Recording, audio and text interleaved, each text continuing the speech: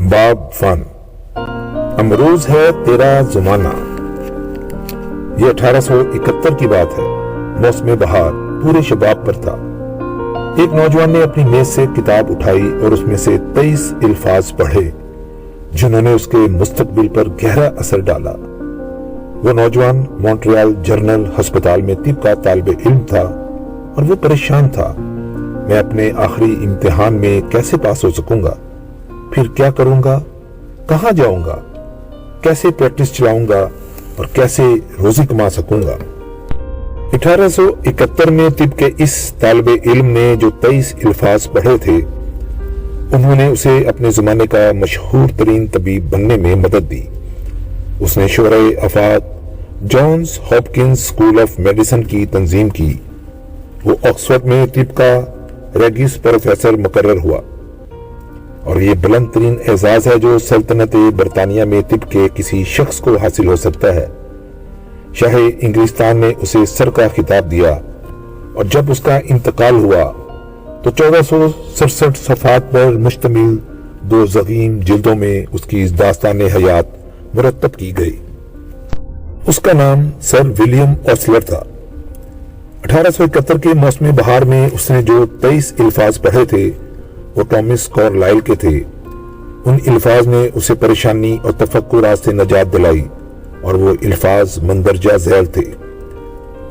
زندگی کا مقصد یہ دیکھنا نہیں کہ دور دھندلکوں میں کیا نظر آتا ہے، بلکہ جو سامنے موجود ہو اسے سر انجام دینا چاہیے۔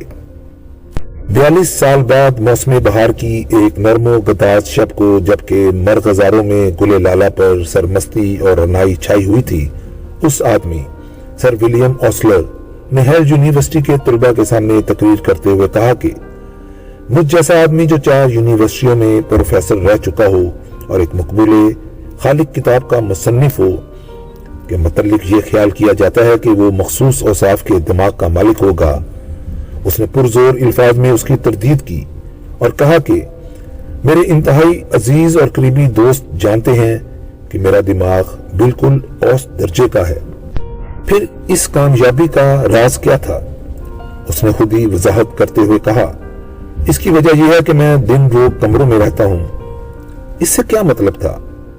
ہیل یونیورسٹی میں تقریر کرنے سے چند مہینے پیشتر سر ولیم اوسلر نے ایک عظیم بحری جہاز پر بحیرہ اوقیانوس عبور کیا تھا۔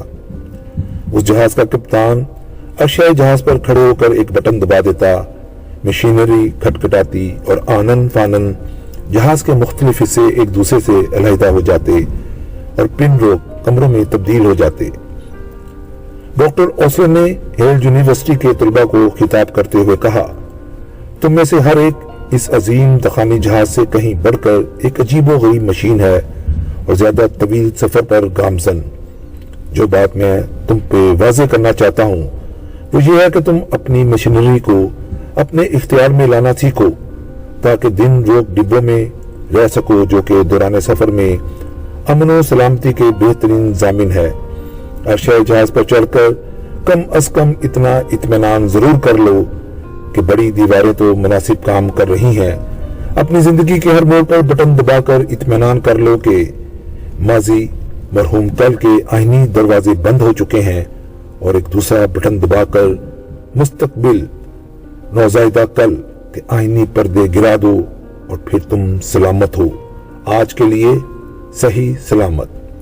ماضی کو بند کر دو، بڑے مردوں کو دفن ہی رہنے دو، گزشتہ کل کو فراموش کر دو جس نے بے وقوفوں کو عدم کے گرد آلودہ رستے پر لگا دیا ہے۔ آئندہ کل کا بوجھ گزشتہ کل سے ملا کر اگر آج اٹھایا جائے تو مضبوط ترین انسان کے قدم بھی ڈگمگا جائیں گے۔ مستقبل کو بھی اتنی ہی مضبوطی سے بند کر دو جس قدر ماضی کو کیا تھا۔ مستقبل آج ہے، فردہ ایک خواب ہے، نجات آدم کا دن امروز ہے۔ جو شخص مستقبل کے متعلق بے قرار ہو، تصحیح قوت ذہنی تفکرات اور اعصابی پریشانیاں اس کے راستے میں رکاوٹ بن کر کھڑی ہو جائیں گی۔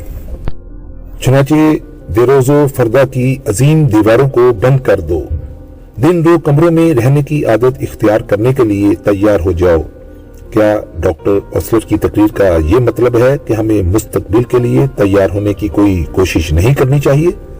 نہیں، ہرگز نہیں۔ لیکن اپنی اس تقریر میں انہوں نے یہ کہا تھا کہ مستقبل کے لیے تیار ہونے کا بہترین طریقہ یہ ہے کہ ہم اپنی ساری ذہانت، قوت، توانائی اور جوش و خروش کو آج کے کام کو بہترین طریقے سے سر انجام دینے کے لیے صرف کر دینا چاہیے۔ یہی ایک واحد امکانی طریقہ ہے جس سے ہم مستقبل کے لیے تیار ہو سکتے ہیں۔ علامہ اقبال کا اس پر ایک شعر یوں ہے: زمانے کی یہ گردش جاویدانہ، حقیقت ایک تو باقی فسانہ، کسی نے دوش دیکھا ہے نا فردا، فقط امروز ہے تیرا زمانہ۔ سر ولیم اوسلر نے ہیل یونیورسٹی کے طلبہ کو مؤثر انداز میں تلقین کی کہ اپنا دن کا کام حضرت عیسیٰ کی اس دعا سے شروع کرو: اے خدا، معمول کے مطابق ہمیں آج کی روٹی دے۔ یاد رکھیے کہ دعا صرف آج کی روٹی مانگتی ہے، یہ باسی روٹی کے متعلق شکایت نہیں کرتی جو ہمیں کل کھانی پڑی تھی، اور نہ یہ کہتی ہے اے خداوند، گندم کی فصلیں خشک سالی کا شکار ہو گئی ہیں اور ہمیں ایک بار پھر قحط کا خطرہ پڑ گیا ہے، اور پھر سردیوں میں کیا کھاؤں گا، اور یا اگر میری نوکری جاتی رہی تو پھر میں روٹی کہاں سے حاصل کروں گا؟ نہیں، یہ دعا ہمیں صرف آج کی روٹی کے متعلق سوال کرنا سکھاتی ہے۔ آج کی روٹی ہی صرف واحد روٹی ہے جو کہ آپ حتی الامکان کھا سکتے ہیں۔ کئی سال ہوئے ایک تلاش فلسفی کسی پتھریلے ملک میں آوارہ گردی کر رہا تھا جہاں کے باشندوں کو روزی کمانے کے لیے خون پسینہ ایک کرنا پڑتا تھا۔ ایک دن کسی پہاڑی پر بہت سے لوگ اس کے گرد جمع ہو گئے۔ اس نے ان کے سامنے ایک مختصر سی تقریر کی جو آج تک ضرب المثل ہے۔ یہ تقریر صرف 22 الفاظ پر مشتمل ہے اور صدیوں سے کانوں میں گونج رہی ہے: کل کی کوئی فکر نہ کرو، وہ اپنی فکر آپ کر لے گا، آپ کے لیے صرف آج کی فکر کافی ہے۔ بہت سے لوگ یسوع مسیح کے ان الفاظ کو فراموش کر چکے ہیں: کل کی کوئی فکر نہ کرو۔ انہوں نے ان الفاظ کو مشورہ تکمیل اور مشرقی تصوف کا ایک حصہ سمجھ کر درخور اتنا نہیں سمجھا۔ ہمیں کل کی فکر ضرور کرنی چاہیے، ان کا قول ہے۔ اپنے اہل و عیال کی بہبودی کے لیے ہمیں بیمہ کرانا چاہیے، اپنے بڑھاپے کے لیے کچھ نہ کچھ روپیہ پس انداز کرنا چاہیے، ہمیں ترقی کرنے اور آگے بڑھنے کی تجویزیں سوچنی اور تیاریاں کرنی چاہیے۔ بجا ارشاد، آپ کو ایسا ضرور کرنا چاہیے۔ آپ بڑی خوشی سے کل کی فکر کیجئے، تجویزیں سوچئے، تیاریاں کیجئے، لیکن پریشانی اور تردد کی کیا ضرورت ہے؟ دوران جنگ میں ہمارے فوجی رہنماؤں نے مستقبل کے متعلق تجویزیں سوچیں، لیکن تردد اور پریشان ہونے کے لیے ان کے پاس کوئی وقت نہیں تھا۔ ریاست ہائے متحدہ امریکہ کی بحری فوجوں کے کمانڈر ارنسٹ جے کنگ نے کہا، ہمارے پاس جو بہترین آدمی اور بہترین ساز و سامان تھا وہ میں نے فراہم کر دیا ہے اور انہیں بہترین درش سے آگاہ کر دیا ہے۔ میں صرف یہی کچھ کر سکتا ہوں۔ امیر البحر کنگ نے مزید کہا، اگر کوئی جہاز ڈوب جائے تو میں اسے واپس نہیں لا سکتا، اگر یہ ڈوب رہا ہے میں اسے بچا نہیں سکتا۔ میں ماضی کے متعلق پریشان ہونے کی بجائے مستقبل کے مسائل کے متعلق سوچنے پر اپنا وقت زیادہ اچھی طرح صرف کر سکتا ہوں۔ اگر میں ان چیزوں کے سامنے جھک جاؤں تو میں زندہ نہیں رہ سکوں گا۔ جنگ ہو یا امن، اچھے اور برے سوچ بچار میں فرق یہ ہے کہ اچھا سوچ بچار علتوں اور نتیجوں پر غور کرتا ہے اور منطقی اور تعمیری منصوبہ بندی کی طرف رہنمائی کرتا ہے۔ اس کے برعکس برا سوچ بچار اکثر اعصابی کشمکش اور شکست پر منتج ہوتا ہے۔ مجھے حال ہی میں مشہور عالم اخبار نیو یارک ٹائم کے ناشر آرتھر ہیز سیلز برگر سے ملاقات کرنے کا موقع ملا۔ انہوں نے مجھے بتایا کہ جب یورپ میں دوسری جنگ عظیم کے شعلے بھڑک اٹھے تو میں مستقبل کے متعلق اس قدر ہراساں اور پریشان ہوا کہ میرے لیے جی بھر کر سونا تقریباً ناممکن ہو گیا۔ میں آدھی رات کو اکثر बिस्तर से उठ खड़ा होता, कैनवस और कुछ रंग के डिब्बे ले लेता, आईने में झांकता और अपनी तस्वीर बनाने की कोशिश करता। मैं मुसव्वरी की अबज से भी नावाकिफ था, लेकिन अपनी परेशानियों से पहलू बचाने के लिए कुछ न कुछ कोशिश जरूर करता। लेकिन परेशानियों और तफक्कुरात के स्याह बादल हमेशा मुझ पर छाए रहते और मुझे कहीं से भी राह फरार नजर ना आती। एक रोज मैं गिरजे में गया, वहां मैंने मनाजातें सुनी। उनके इन अल्फाज ने मेरी जिंदगी पर गहरा असर डाला। काफी है मेरे लिए एक कदम, आगे चलो मेहरबान रोशनी, मेरे पांव बरकरार रखो तुम, मैं देखने के लिए नहीं कहता दूर के नजारे, काफी है मेरे लिए एक कदम। तकरीबन इसी जमाने में वर्दी में मलबूस एक नौजवान भी यूरोप के किसी मुकाम पर यही सबक सीख रहा था। उसका नाम टेड बंगर मैनू है और जाए रिहाइश 5716 new haulm road, Baltimore, Maryland है। परेशानियों और फिक्रों ने उसके जिस्म को बिल्कुल भुला डाला था। टेड बंगर मुझे लिखता है, अप्रैल 1945 में मैं सख्त परेशान और मुतरद्दिद रहता था, यहाँ तक कि मेरी अंदरूनी आंतों में वर्म हो गया और ये वर्म शदीद किस्म का दर्द पैदा करता रहा।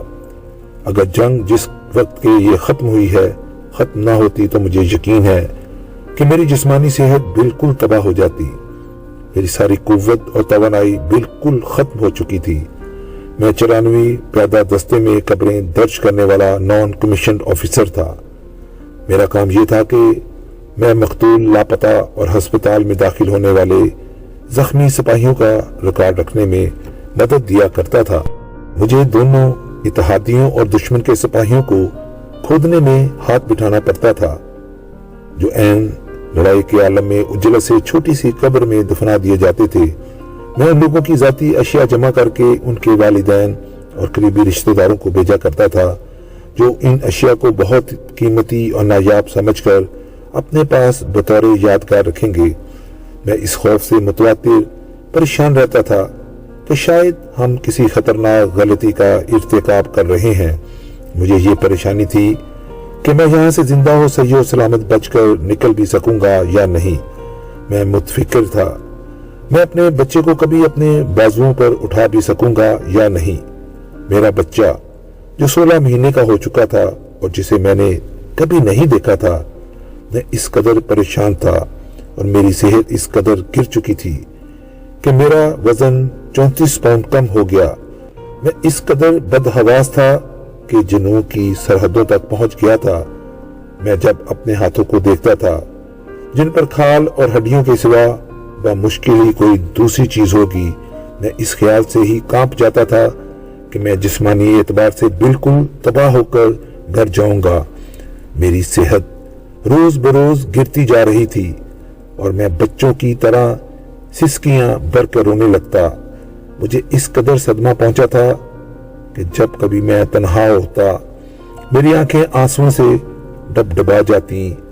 ब्लिच की लड़ाई के दौरान में तो एक वक्त ऐसा भी आया जब मैं इस कदर रोया कि मुझे ये बिल्कुल उम्मीद ना रही कि मेरी जिस्मानी सेहत कभी आम इंसानों जैसी हो सकेगी। उसका नतीजा ये हुआ कि मुझे एक फौजी डिस्पेंसरी में जाना पड़ा। डॉक्टर साहिब ने मुझे एक मशवरा दिया जिसने मेरी बिल्कुल काया पलट दी। मेरा मुकम्मल तिब्बी मुआयना करने के बाद उन्होंने मुझे बताया, आपकी सारी मुश्किलात और तकालीफ ज़हनी हैं। उन्होंने मुझसे कहा, डैड, मेरी ख्वाहिश है कि आप अपनी जिंदगी को रेत गड़ी समझे। आप जानते हैं कि रेत गड़ी की टोपी पर रेत के हजारों जर्रे होते हैं और वो तंग गर्दन में से आहिस्ता आहिस्ता और यके बाद दीगरे गुजरते हैं। आप या मैं इस तंग गर्दन में से एक वक्त में एक से ज्यादा जर्रे नहीं गुजार सकते। अगर ऐसा करने की कोशिश करेंगे तो लाजमन रेत गड़ी को नुकसान पहुंचाएंगे। आप, मैं और हर कोई इस रेत गड़ी की मानिंद है। जब हम सुबह के वक्त जागते हैं तो हमारे सामने ऐसे सैकड़ों काम होते हैं जिन्हें हम उसी रोज खत्म कर देना चाहते हैं, लेकिन अगर हम उन्हें एक एक करके खत्म ना करें और जिस तरह रेत गड़ी की तंग गर्दन में से रेत के जर्रे آہستہ آہستہ اور بتدریج گزرتے ہیں، اسی طرح انہیں دن کے عرصے میں آہستہ آہستہ اور بتدریج نہ نپٹائیں، ہماری ذہنی یا جسمانی ساخت کو نقصان پہنچنے کا احتمال رہتا ہے۔ جس دن فوجی ڈاکٹر نے مجھے یہ مشورہ دیا، میں اسی روز سے اس پر عمل کر رہا ہوں۔ ایک وقت میں ایک ذرہ، ایک وقت میں ایک کام۔ اس مشورے نے دوران جنگ میں میرے جسمانی اور ذہنی قوی کو بچایا، اور اب اس نے کاروبار میں میری بڑی مدد کی ہے۔ میں بالٹیمور کی ایک کمرشل کریڈٹ کمپنی میں اسٹاک کنٹرول کلرک ہوں۔ جو مسائل دوران جنگ میں پیدا ہوئے تھے، انہی سے مجھے کاروبار میں سابقہ پڑا۔ مجھے ایک وقت میں 20 کام کرنے ہوتے تھے، اور انہیں کرنے کے لیے وقت بھی بہت قلیل ہوتا تھا۔ ہمارے ذخیرے کم ہو گئے تھے، نئی الجھنیں پیدا ہو گئی تھیں، ہمیں نئے ذخیروں کا انتظام کرنا تھا، گاہکوں کے پتوں کو تبدیل کرنا تھا، کئی پرانی شاخیں بند کرنی اور نئی کھولنی تھی وغیرہ۔ پریشان اور مضطرب ہونے کی بجائے میں نے ڈاکٹر کے مشورے کو ذہن میں رکھا۔ ایک وقت میں ایک ذرہ، ایک وقت میں ایک کام۔ میں ان الفاظ کو بار بار دہراتا اور اس طرح اپنے کام کو زیادہ اچھی طرح سر انجام دے سکا، اور انہیں ایک دوسرے سے گٹ مٹ اور خلط ملط کرنے کی نوبت پیش نہ آئی۔ ہمارے عہد حاضر کی زندگی کا ایک نہایت ہی افسوسناک پہلو یہ ہے کہ ہمارے ہسپتالوں کے نصف بستر دماغی اور اعصابی مریضوں کے لیے مخصوص ہو چکے ہیں۔ ان میں سے اکثر مریض ماضی کے تہ در تہ تفکرات اور مستقبل کے بے نام اندیشوں کے کمر شکن بوجھ تلے پس چکے ہیں۔ ان میں سے بیشتر لوگ آج بھی بازاروں اور گلی کوچوں میں پھر رہے ہوتے اور مسرت بری اور صحت مند زندگی گزار رہے ہوتے اگر انہوں نے یسوع کے ان الفاظ پر ذرا بھی توجہ دی ہوتی۔ کل کے متعلق فکر مت کرو، یا سر ولیم اوسلر کے ان الفاظ پر کان دھرا ہوتا، دن روز کمروں میں رہو۔ آپ اور ہم اس وقت دو ابدیتوں کے مقام اتصال پر کھڑے ہیں۔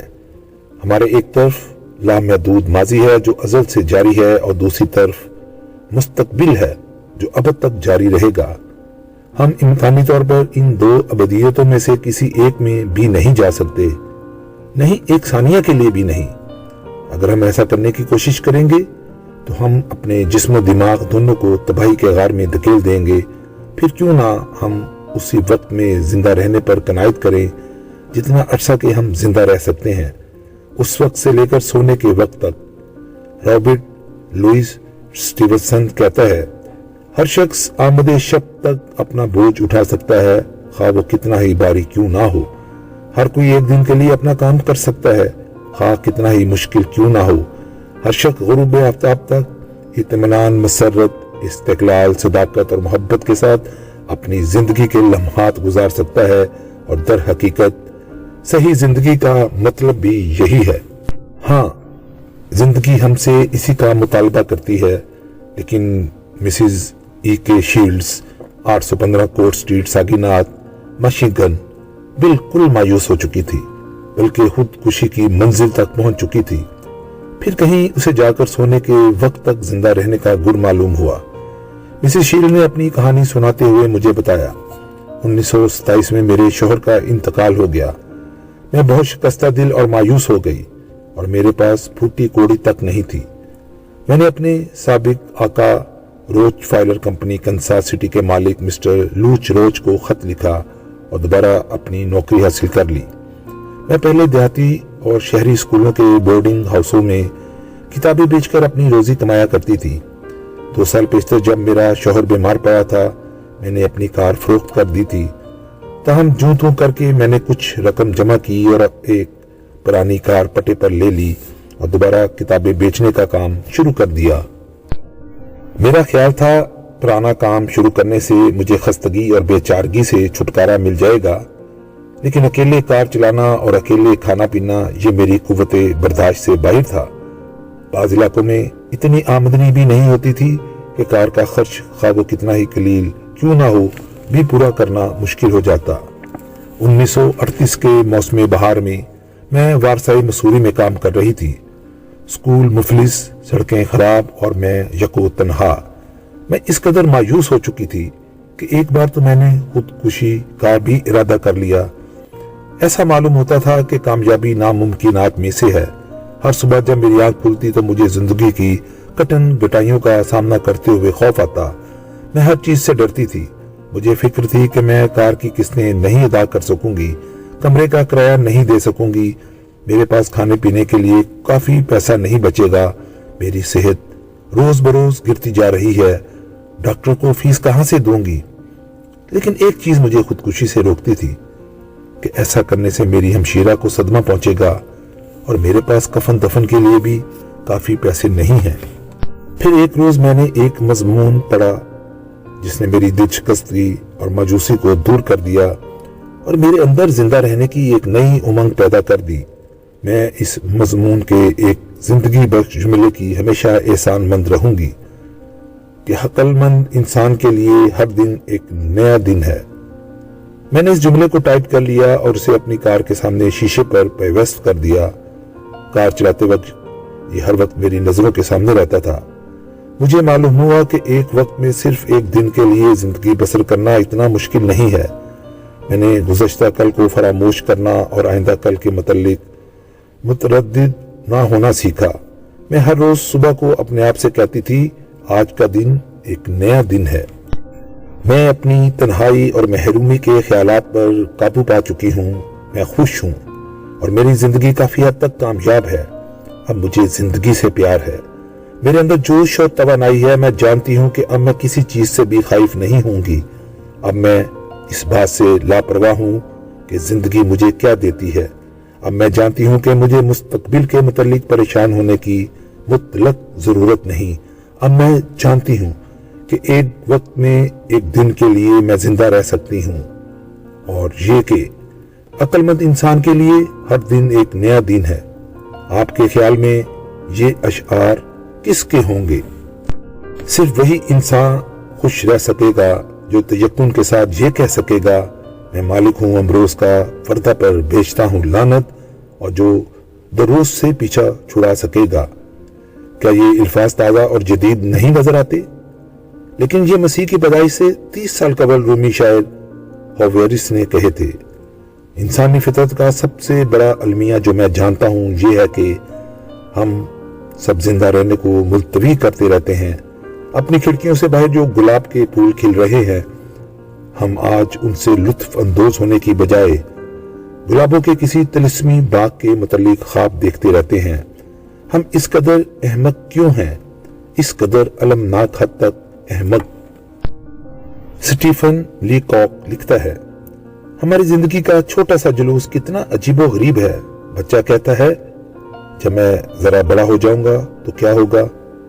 بڑا ہو کر لڑکا کہتا ہے، جب میں جوان ہو جاؤں گا، اور جوان ہو کر وہ کہتا ہے، جب میں شادی کروں گا۔ لیکن شادی کے بعد کیا ہوتا ہے؟ اس وقت خیالات تبدیل ہو جاتے ہیں۔ جب میں بوڑھا ہو جاؤں گا، اور پھر جب بڑھاپا قدم بڑھاتا ہے تو وہ گزرے ہوئے مناظر کو دیکھتا ہے اور اسے ایک سرد و یخ ہوا چلتی ہوئی محسوس ہوتی ہے۔ وہ سب کچھ کھو چکا ہے اور ہر چیز اس کے اختیار سے نکل چکی ہے۔ بہت دیر کے بعد ہماری سمجھ میں آتا ہے کہ زندگی ہر دن ہر لمحے کی نسیج میں رہنے میں ہے۔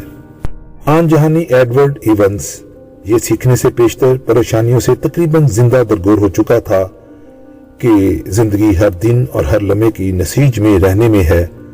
ایڈورڈ ایونز نے افلاس میں آنکھ کھولی اور پرورش پائی تھی۔ اس نے روزی کمانے کے لیے سب سے پہلے اخبار فروشی شروع کی، پھر ایک پرچون فروش کی دکان پر منیم ہو گیا۔ پھر جب 7 آدمیوں کی روٹی پانی کا بار اس پر آ پڑا تو اسے ایک اسسٹنٹ لائبریرین کی جگہ مل گئی۔ تنخواہ تھوڑی تھی اور نوکری چھوڑتے ہوئے بھی اسے ڈر لگتا تھا۔ اسی سش و پنج میں 8 سال گزر گئے کہ نوکری چھوڑ کر اپنا کاروبار شروع کر دیا جائے، لیکن ایک بار اس نے حوصلہ کر کے اپنا کام شروع کر ہی دیا۔ اس نے $55 ادھار لیے اور ان سے اپنے کاروبار کا آغاز کر دیا۔ رفتہ رفتہ اس کی سالانہ آمدنی $20,000 ہو گئی۔ پھر کاروبار پر خزاں چھا گئی اور اس کا کشت زار ویراں ہو گیا، یعنی جس دوست کی ضمانت کی تھی اس کا دیوالیہ نکل گیا۔ اس مصیبت کے ساتھ ایک اور مصیبت بھی آ گئی۔ جس بینک میں اس کا سرمایہ تھا وہ فیل ہو گیا۔ ना सिर्फ वो कोड़ी कोड़ी से महरूम हो गया बल्कि उल्टा $16,000 का मकरूज हो गया। ये बार उसके हिसाब के लिए नाकाबिले बर्दाश्त था। उसने मुझे बताया कि मैं ना तो खा सकता हूँ और ना मैं सो सकता हूँ। मैं सख्त बीमार पड़ गया और इस बीमारी की वजह परेशानी और महज परेशानी थी। एक रोज जब मैं गली में से गुजर रहा था, मैं बेहोश होकर गिर पड़ा। फिर मुझ में चलने फिरने की भी ताकत बाकी ना रही। मैं चारपाई का होकर रह गया। मेरे जिस्म पर छोटे छोटे फोड़े फिंसियां निकल आए और ये फोड़े अंदर ही अंदर पकने लगे, यहाँ तक कि बिस्तर में लेटना भी एक क़यामत हो गया। मैं रोज बरोज कमजोर होने लगा। आखिर एक रोज मेरे डॉक्टर ने मुझे बताया कि मेरी जिंदगी के सिर्फ 2 हफ्ते बाकी रह गए हैं। मैं बचंका रह गया। मैंने वसीयतनामा लिख दिया और बिस्तर पर लेटकर मौत का इंतजार करने लगा। अब कशमकश या परेशान होने का कोई फायदा नहीं था। मैंने फिक्र करना बिल्कुल बंद कर दिया और अपने जिस्म को ढीला छोड़कर सो गया। मैं कई हफ्तों से मुसलसल 2 घंटे भी नहीं सोया था और अब जबकि मेरी जिंदगी दोराहे पर आ गई थी, मुझे एक बच्चे की तरह नींद आ गई। मेरी रूह फरसाख थकावट दूर होने लगी, भूख लौट आई और मेरा वजन बढ़ गया। चंद हफ्तों के बाद मैं बसाती की मदद से चलने फिरने लगा। 6 हफ्ते गुजरने के बाद मैं दोबारा काम करने लगा। पहले मेरी आमदनी $20,000 सालाना थी, लेकिन अब मुझे $30 फी हफ्ते की मुलाजमत मिल जाने पर बड़ी खुशी हुई। मोटरें रेल या जहाज से भेजी जाती हैं तो उन्हें अपनी जगह पर कायम रखने के लिए लकड़ी के कुंदे उड़ा दिए जाते हैं। मुझे यही कुंदे फरोख्त करने का काम मिल गया। अब मैं अपना सबक सीख चुका था। मुझे किसी किस्म की परेशानी या तरद्दुद नहीं था। मुझे माजी पर कोई अफसोस नहीं था। मुस्तकबिल के मुतालिक भी मुझे कोई तशवीश नहीं थी। मैं अपना सारा वक्त कुव्वत और सरगर्मी से इन कुंदों को बेचने पर लगा देता। एडवर्ड इवंस ने बड़ी उजलत से तरक्की की मनाजिल तय कर ली। चंद सालों के अंदर अंदर वो कंपनी का प्रेसिडेंट बन गया। उसकी कंपनी इवंस प्रोडक्ट कंपनी कई सालों से न्यूयॉर्क स्टॉक एक्सचेंज में मंजूर शुदा है। जब 1945 में इवंस ने इंतकाल किया, वो अमेरिका का एक बहुत ही कामयाब और तरक्की याफ्ता कारोबारी था। अगर आपको कभी तैयारे में ग्रीनलैंड जाने का मौका मिले तो आप इवंस त्यारागाह में उतरेंगे, जो उसकी यादगार में तामीर की गई है। इस कहानी का नुक्ता ये है कि एडवर्ड इवंस के दिल में कारोबार और जिंदगी में कामयाब होने का वलवला पैदा ना होता अगर उससे परेशानी और मुतफिक्र होने की हमाकत सरजद ना होती, अगर उसने दिन 2 कमरों में रहना ना सीखा होता। मसीह की पैदाइश से 500 साल कबल यूनानी फिलोसोफर हेराक्लिटस ने अपने शागिर्दों को बताया था, तो उन्होंने तगय्युर के सिवा हर चीज में तगय्युर आता है। उसने कहा था कि आप एक ही दरिया में 2 दफा पांव नहीं रख सकते। दरिया का रास्ता हर घड़ी बदलता रहता है और यही हाल उस आदमी का है जो उसमें कदम रखता है। जिंदगी एक गैर मुख्ततम तगय्युर है। वाहिद हकीकत सिर्फ अमरोज है। गैर मुख्ततम तगय्युर और गैर यकीनी के धुंधले में लिपटे हुए मुस्तकबिल के मसाइल को हल करने की कोशिश करते हुए आज की जिंदगी के हुस्न को क्यों खराब किया जाए। ऐसा मुस्तकबिल जिसकी हत्तुल इम्कान कोई भी पेशगोई नहीं कर सकता। पुराने रूमी इस हकीकत को समझते थे। उनका कौल था, दिन का लुत्फ उठाओ या दिन को पकड़िए और उससे ज्यादा से ज्यादा फायदा उठाने की कोशिश कीजिए। लॉयल टॉमिस का यही फलसफा है। मैंने हाल ही में उसके ज़रूरी फार्म पर 1 हफ्ता गुजारा है। मैंने देखा कि उसने मनाजात 14 के मंदरजा ज़ैर अल्फाज फ्रेम में जुड़वाकर अपने ब्रॉडकास्टिंग स्टूडियो की दीवारों पर लटकाए हुए हैं, जहां से वो हर रोज उन्हें आसानी देख और पढ़ सकता है। यही है वो दिन जो खुदावंद खुदा ने बनाया है। खुशियां मनाएंगे हम, इससे फायदा उठाएंगे हम। जॉन रस्किन की मेज पर एक सादा पत्थर पड़ा रहता था और उस पर सिर्फ एक लफ्ज आज मनकूश था। मेरी मेज पर कोई पत्थर तो नहीं, लेकिन मैंने अपने आईने पर एक नज्म जरूर चिपका रखी है। मैं उसे हर रोज हजामत बनाते वक्त देख सकता हूँ। सर विलियम ऑस्लर भी इस नज्म को हमेशा अपनी मेज पर रखा करता था और उसे मशहूर हिंदुस्तानी ड्रामा निगार कालिदास ने लिखा है। सुबह को सलाम, देखो इस दिन को, क्योंकि ये जिंदगी है हयाते जिंदगी। اس کے سفر مختصر میں ہے آپ کی زندگی کی ساری حقیقتیں اور حقائقیں، ترقی کی برکتیں، حرکت کی عظمتیں، کامرانی کی رفتیں۔ ماضی ہے خواب رنگیں، پردہ سراب رنگ۔ زندگی ہے صرف آج کی جو بناتی ہے کل کو حسین، دیتی ہے دعوت شباب کی، کھینچتی ہے تاریں رباب کی۔ گزار دو آج کا دن، خوب گزار دو، گر رہنا ہے زندہ تو اس کو جانے نہ دو۔ یہی ہے میرا سلام صبح، سلام صبح، نوید صبح، آداب صبح، پیغام صبح۔ چنانچہ پریشانی کے متعلق آپ کو سب سے پہلی چیز جو جاننی چاہیے یہ ہے کہ اگر آپ فکر و تردد سے بچنا چاہتے ہیں تو سر ولیم اوسٹر کے قول پر عمل کیجیے۔ ماضی اور مستقبل کے آئینی دروازوں کو بند کر دیجیے اور دن رو کمروں میں رہیے۔ اپنے آپ سے یہ سوال پوچھیے اور ان کا جواب لکھیے۔ کیا میں مستقبل کے متعلق پریشان رہنے کی وجہ سے حال کی زندگی ملتوی کرنے کا عادی ہوں؟ کیا میں افق پر گلاب کے طلسمی باغیچے کی خواہش کر رہا ہوں؟ کیا میں ماضی کے واقعات پر افسوس کر کے حال کو تلخ نہیں بناتا؟